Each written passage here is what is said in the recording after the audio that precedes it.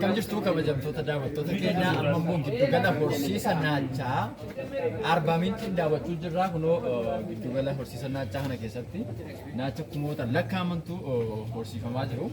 Egaa naachi kun baay'inaan isaanii kutaawwan adda addaatti qoqqoodamanii kunoo as keessatti horanii baay'atanii jiru. Egaa naachi kun waan adda godhu ilkaan isaa sirriitti waa nyaachuuf waan hin dandeenyeef akkanumatti kan inni liqimsu. Sababi kanaaf immoo torbeetti guyyaa lama qofadha kan inni nyaatu jechuudha. Torbanitti yeroo lama kan nyaatuunidha. Jiraata sababa isaa fayyaa isaa liqimsaa jechuudha. Kunoo isaan kunneen kana fakkaatu naachileen kunneen akkaataa kanaatiin aduullee qaqqaammachaa jiru.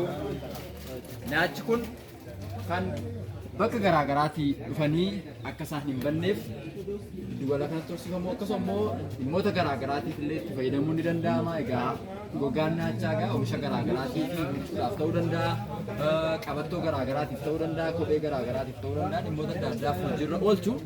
Sababii kanaaf egaa giddugala horsiisa naachaa kana keessatti tursiisa isaaniitiifis akkasuma oomishaalee garaagaraatiif industiriidhaaf ta'uu danda'a, akkasuma hojii uumuudhaaf illee kan tajaajilaa jirudha jechuudha.